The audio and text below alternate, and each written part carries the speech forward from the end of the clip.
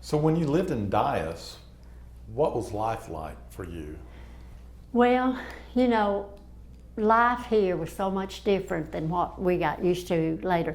You know, my dad was a good Christian man, and my mother too, and we had a farm and we raised cotton. And of course, we all had to do cotton. We had to pick cotton, hoe cotton, you know, and all that kind of stuff. And my two other older brothers went to service, and so it just left me with three younger sisters, you know. And it was hard work, you know. I mean, we had to help Daddy on the farm, and we also had to help our mother with, and we didn't have washers and dryers then, you know. We had to get on rub boards and do our clothes like that in a big pot, you know, and put our clothes on a line. Most of the time it was a fence, putting our clothes on a fence. But you know, all the people were just about equal. I mean, to me, Dice did not have any really richy people that thought they were better than we were. I don't mean to interrupt or anything, and this may spawn a memory for her, but Louise was enough older than us three younger girls that she more or less took care of us. I mean, Mama was there, but Louise is the one that always, she was the first to have to milk the cows or, you know, slop the hogs. And, you know, you think about that not being a big deal, but back then that was the way of life. And Louise was really the one that taught us so much about what life really is. And she did the fields, she worked in the fields just like Mom and Daddy and everybody else did, but she's the one that basically taught us. She probably worked harder than the rest of us. And made all your clothes. Cotton farming was hard, but you know, it was a fun time. You know, picking along beside Louise or an aunt that would come in and us singing in the fields, you know. But that's what a lot of my memories is spawned from her. But I'm 11 years younger than her, but I remember so much. She and JR, I don't know if she remembers this, but she and JR worked the bookstore at Dice. The school, the lower grades was on this end and the higher grades on here. In the middle was a bookstore. And they would work it, and they would have Coke and candy bars, you know, that kind of thing. And Louise and JR always worked together. Seemed like they worked together every time. And I would give a nickel of my lunch money to one of my girlfriends, and I'd tell Louise I lost it. And so, because she'd say, "What are you doing here?" And of course, JR, he's just a big cut up. My memories of him was a big cut up. And I said, Louise, I lost a nickel. I didn't have enough. Lunch was 15 cents. Okay, you remember 15 cents.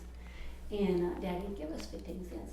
But that was my way of getting up there to see Louise, because I almost idolized her, you know, because she did take care of us. So.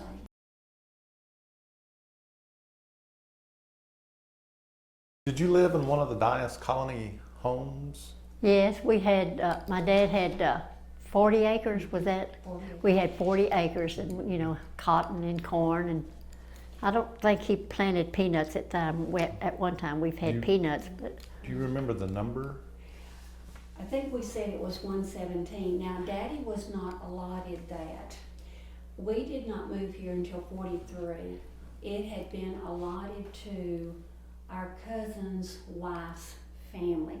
Daddy bought that land from him. What was your cousin's wife's family's name? Let's see.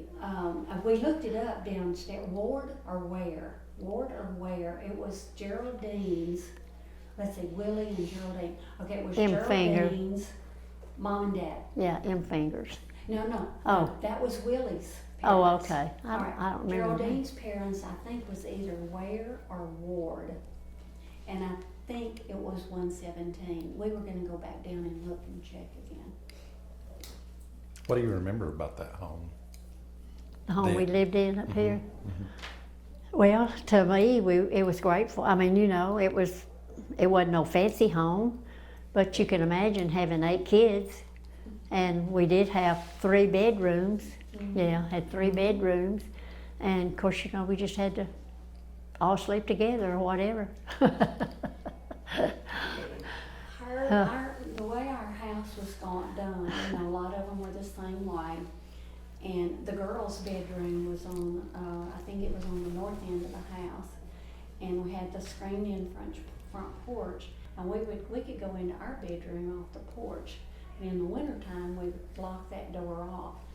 And Mom and Daddy had the middle room, and the boys' room were on the other end.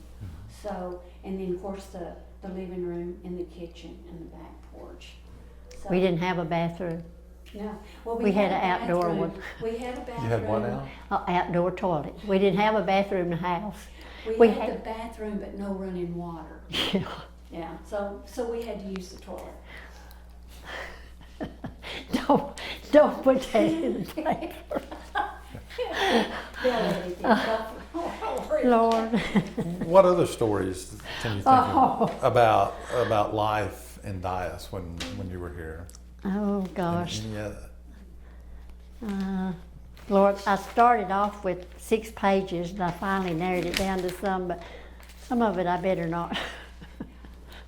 It was not an easy life, y'all, but it was a happy life. It really was. Tell You me know, about the ditch dump. Well, we called it the ditch dump, and y'all walking down the levee to yeah, get to I had a On friend. Road 7. Yeah, I had a friend that lived across ditch 40, and we would. I don't know if a tree had fell across it or my daddy had put one there, but we would go see each other by walking across that log, you know, to each other's house. And but you know, I guess every family, well, more especially the senior class, you know, every one of them had, you know, 5, 6, 7, 8 children, you know, and they all had to do the same thing. There were very few people that had public jobs. You know, we just had farm Just life. talking about walking down the ditch dump to get to Dice. Yeah.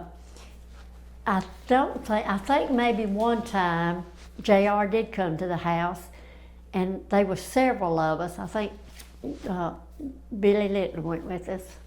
And we walked down that levee, and we were going to the show. And that was a long ways, but we walked that whole top to go to the show at Dice. And I remember Daddy telling us, don't stay after dark. Don't stay much after dark so you can see to get home. And boy, you better believe we didn't.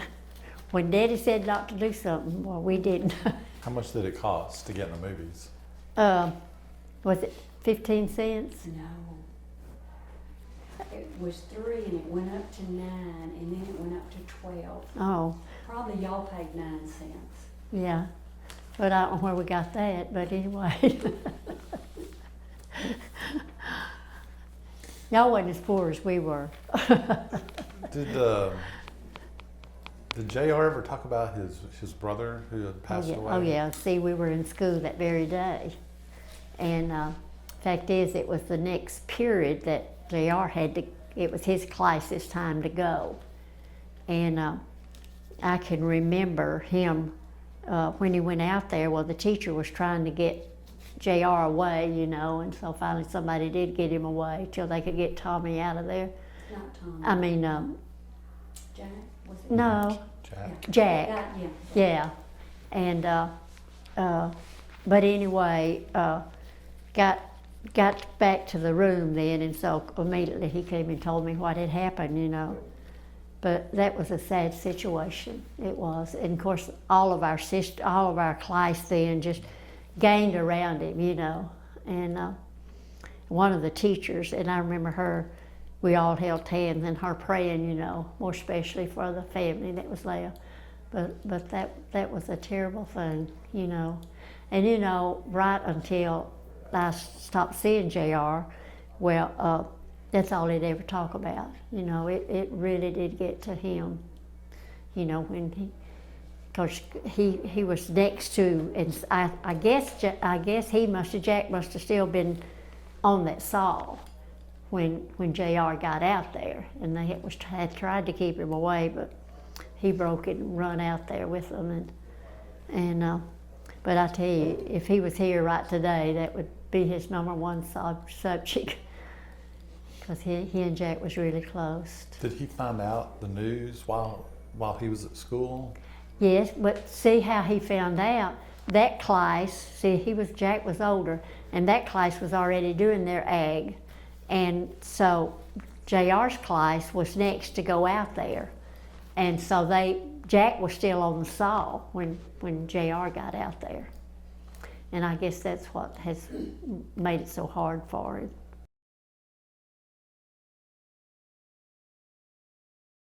Tell them about the strip down. All of these boys got together and they had an old A model or T model or something, and they stripped it down. And it was just the frame of it.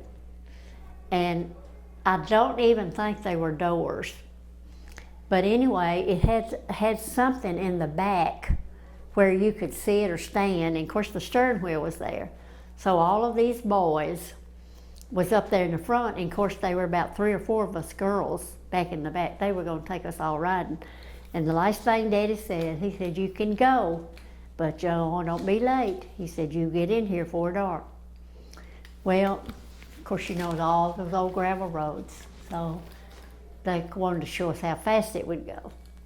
So naturally, they was going as fast as it would go, and went around this curve, and guess what? It turned over. And us girls just flew everywhere, you know, and it was my head, and I still got a scar right there. I fell on all them rocks, you know, and of course blood was just going everywhere. And then I started crying, and I kept telling JR, oh, Daddy's gonna beat me when I get home, you know, out here with JR at night. And well, hadn't got dark yet. And I said, he told me to be home, and he said, oh, he'll be all right, he won't say nothing. Well, anyway, we got home, and it was getting dark, and of course Mom and Dad and the kids had already got in bed. And so I thought, how am I gonna get in without Daddy knowing that it was this late, you know, it's dusty dark. And so anyway, I had a shirt on, and I took that shirt and spit on it and was trying to get all that blood off. I'm crazy, y'all. But anyway, I was trying to get all that blood off of me because I knew what I was going to get if Daddy found out. And so anyway, I got up, got cleaned up, and got in there in the bed with all them other girls. And I never told him. He never found out. And I guess he never. So see, God forgive me for... All's well that ends well, right? That is right. Absolutely.